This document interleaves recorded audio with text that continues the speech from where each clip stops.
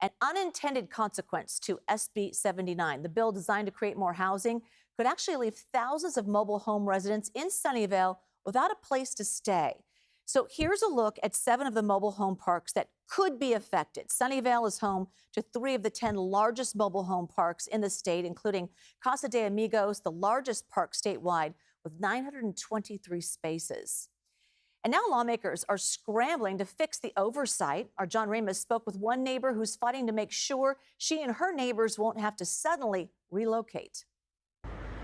Mobile homes are some of the most affordable housing options in the Bay Area, but ironically, some may be threatened by a new state law designed to make housing more affordable.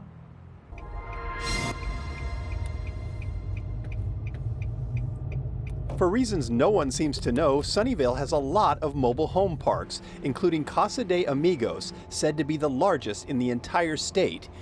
Gail Rubino is a mobile home activist who has been fighting to keep rents affordable. And then she heard about the passage of Senate Bill 79, which would allow new large-scale developments within half a mile of a passenger rail station. You hear about it, you look into it, and what's your reaction? My reaction, whoops, somebody goofed. In Sunnyvale, there are 7 mobile home parks close to the VTA light rail line. Gail lives in the El Dorado Mobile Home Park, which is a stone's throw from the Fair Oaks station, meaning under SB 79, the landowners have a right to redevelop the property for a huge new housing complex if they want to. There is a possibility that the mobile home owners would want to sell the land and have it redeveloped into, a 9-story building if it's within half a mile of transit. Those people are already there and they own their homes, and that's already an affordable place to live. So putting something there that replaces that's the same kind of housing is kind of goofy.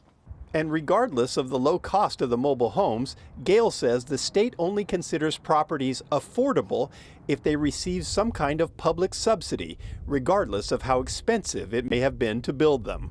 So this is actual, real affordable housing, but it's not considered correct, because we're not subsidized, correct.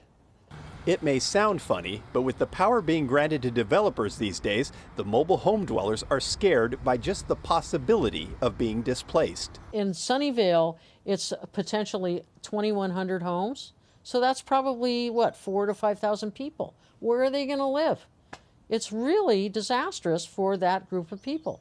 No one intended this to happen, and lawmakers are now scrambling to amend SB 79 to exempt mobile home parks. Assemblymember Patrick Ahrens represents Sunnyvale and says more thought needs to be put into the rush to build more housing. Common sense is not always very common in Sacramento, and we need to actually focus on new legislation that balances those tenant protections while also trying to build housing. That is the inconvenient truth of the affordability laws that we are constantly introducing in Sacramento, is they're butting up against something else. And we need to just get in the room and figure this out so that we don't have unintended consequences of displacement. There are already promises from Sacramento that a fix will be made, but Gail isn't taking anything for granted. I really think if we're sensible about this and we get a good coalition of people to be for the amendment, we'll get it. Is there some doubt in your mind whether that could still happen? Well, I think I'm not going to fall asleep on this thing. It's like I'm going to watch it like a hen watches the baby chickens. And that's especially important now that state law is allowing so many foxes into the hen house. SB 79 only applies in counties with at least 15 passenger rail stations. In the Bay Area, that includes San Francisco, San Mateo, Santa Clara, and Alameda.